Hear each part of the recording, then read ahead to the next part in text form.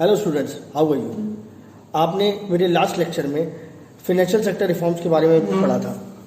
आज we are going to see the tax reforms in the liberalization of new economic policy of 1991.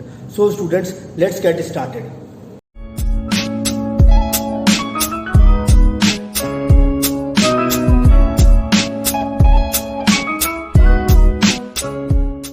Now we start. What is liberalization? As we know that liberalization means removal of the growth restrictions or entry or growth restrictions on the inclined on the private sector. अब liberalisation के अंदर हमने industrial reform भी देख लिया, financial sector reform भी देख लिया। अब हम जिस टॉपिक में बात करने जा रहे हैं वो है टैक्स रिफॉर्म्स। मेनली गवर्नमेंट की अर्निंग किस चीज़ से होती है? गवर्नमेंट की अर्निंग होती है मेनली टैक्सेस से। और अगर टैक्स ही जनरेट नहीं होंगे और टैक्स ही कम मात्रा में जनरेट होंगे तो गवर्नमेंट की इकोनॉमिक डेवलपमेंट कैसे होगी? गवर्नमेंट का जो इकोनॉमिक डेवलपमेंट का सपना है वो अधूरा ही रह जाएगा। तो इतने सालों में पूरी तरीके से टैक्स की अर्निंग हमें नहीं हो पा रही थी, तो हमें टैक्स का बेनिफिट भी नहीं, हमारी इनकम भी लो हो रही थी। तो इस वजह से हमारी इकोनॉमिक डेवलपमेंट भी बहुत स्लो प्रोसेस में चल रही थी। इस चीज़ को उठाने के लिए मनमोहन सिंह जी ने विचार किया कि अब टैक्स रिफॉर्म पे भी हम फोकस करेंगे। तो फर्स्ट नंबर पे टैक्स रिफॉर्म क्या होता है, पहले ये चीज़ समझिए आप।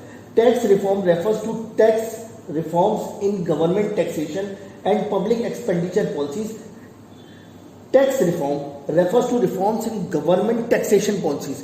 गवर्नमेंट की जो टैक्सेशन पॉलिसीज है उसको रिकंस्ट्रक्ट करना, उसको रिफॉर्म करना। प्लस पब्लिक एक्सपेंडिचर, जो टैक्स किस पे लगता है वो मेनली पब्लिक एक्सपेंडिचर और पब्लिक की इनकम पे लगता है, पब्लिक की कंजम्पशन पे लगता है। That is which is collectively known as physical policy. इसे फिजिकल रिफॉर्म्स कहते हैं। It is known as physical policy. अब समझ में आ गया आपको। जो हम नॉर्मल कंज्यूमर जो खर्चा करता है उस पर भी टैक्स देता है, अर्निंग करता है उस पर भी टैक्स देता है। उस पॉलिसी को रिकंस्ट्रक्ट करना, ताकि जब रिकंस्ट्रक्ट करेंगे वो प्रवोक हो सके कि वो ज़्यादा से ज़्यादा टैक्स पे करे। अब टैक्स भी दो प्रकार के होते हैं, एक होता है डायरेक्ट टैक्स और इनडायरेक्ट टैक्स। डायरेक्ट टैक्स क्या होता है? जो हम खुद पे करते हैं जाके, जो खुद जिसका बर्डन हम शिफ्ट नहीं कर सकते। फॉर एग्जाम्पल इनकम टैक्स हो गया, हमारी जितनी इनकम होगी हम जाके बैंक में हम जाके जमा कराएंगे।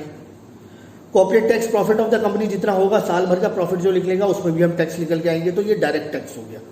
अब हम सपोज किसी होटल में जाते हैं, रेस्टोरेंट में जाते हैं, वहां पर फूड का ऑर्डर देते हैं तो उसमें टैक्स लग के जुड़ के आ जाता है।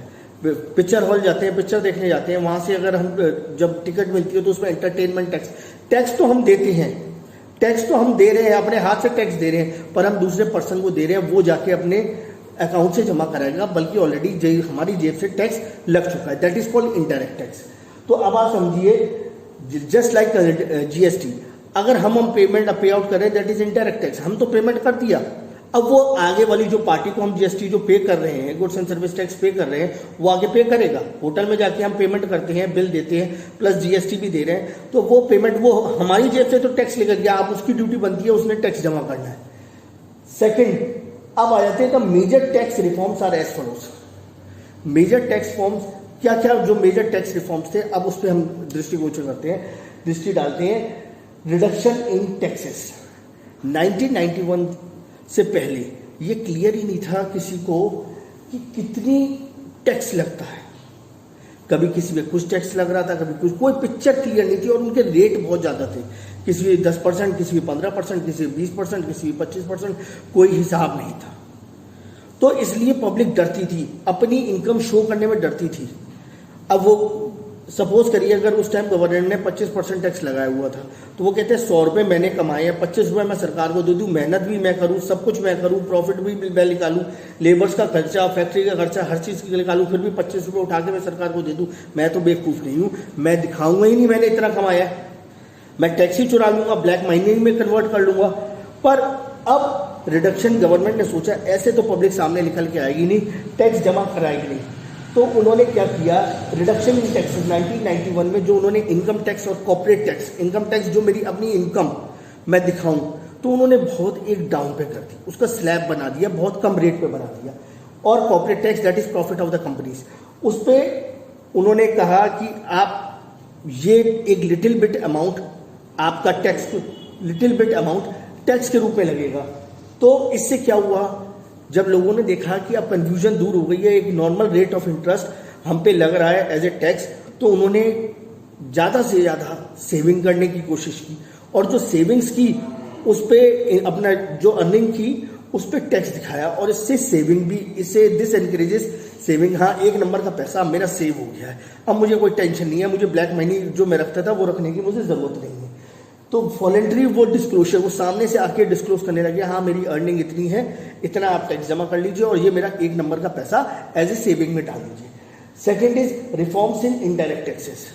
किसी प्रदेश में यूपी में अलग टैक्स लग रहा है, भाई हम गुड्स माल खरीद के लाते हैं या वहाँ पे आउट करते हैं, जब माल पेमेंट करते हैं तो कई जगह यूपी में अलग टैक्स लग रहा है, हिमाचल में अलग लग रहा है, आंध्र प्रदेश में अलग लग रहा है, अलग अलग प्रदेशों में अलग अलग टैक्सेस लग रहा था। तो इससे कंज्यूमर, बहुत जो खरीदार था, कस्टमर था, उसमें बहुत बड़ी कंफ्यूजन हो जाती थी कि यार यहाँ टैक्स कुछ लग रहा है, एमपी में कुछ और लग रहा है, यूपी में कुछ और टैक्स लग रहा है।